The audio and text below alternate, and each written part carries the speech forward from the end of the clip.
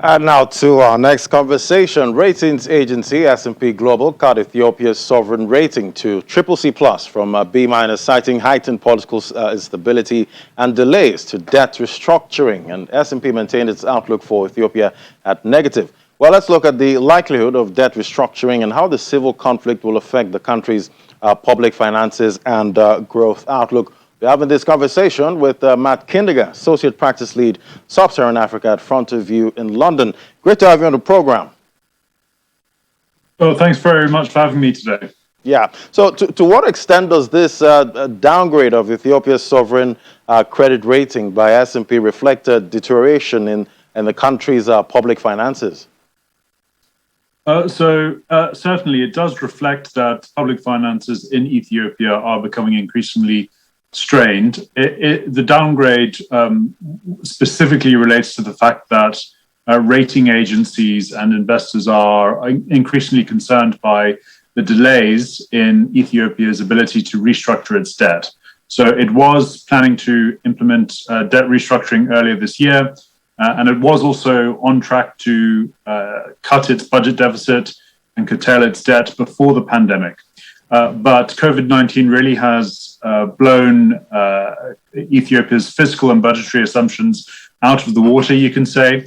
And this has happened as spending has increased to deal with the pandemic, as well as with the civil conflict in the north of the country. At the same time, economic growth has slowed, and this has meant that the Ethiopian government is forecasting a stagnation in government revenues over the course of, or tax revenues over the course of this year. So certainly the downgrade does illustrate the fiscal strains that the government is facing. All right. Do you expect the recently formed Ethiopian Creditors Committee to result in a successful restructuring of the country's debt? Well, this certainly is a positive development and is long overdue. So Ethiopia first requested the formation of a creditors committee or creditors panel to oversee the restructuring of its debt back in February.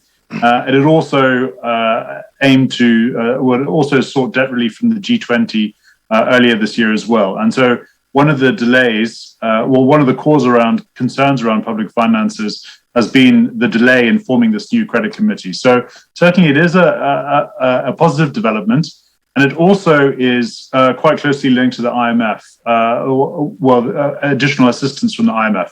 So Ethiopia has sought additional financing from the IMF, and the formation of this creditors committee does bode well for this, because it means that the wheels are in motion, or the wheels are turning, you could say. Additionally, China is involved, France is involved. So certainly we do think there's an increased likelihood because it has the backing of these major global powers. But certainly the outcome is not very clear.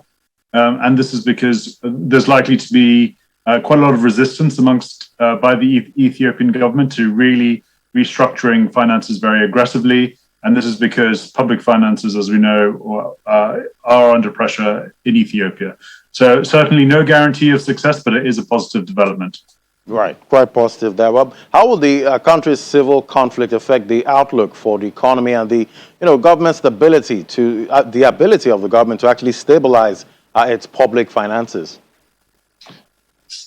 Interesting. Yes. So interestingly, Ethiopia is one of the only countries in sub-Saharan Africa where we here at Fronterview expect economic growth to slow over the next year or so. So most other, or almost every other African economy is expected to accelerate as the effects of the pandemic begin to wane.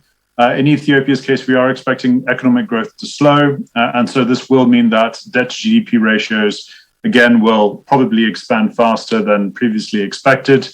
It's worth remembering, however, that the Ethiopian government continues to have external support from aid agencies, international organizations such as the EU, UNICEF, and the World Bank. And so these organizations will contribute to fairly substantial external assistance, which means that government functions such as those relating to social welfare, economic development will continue to receive funding.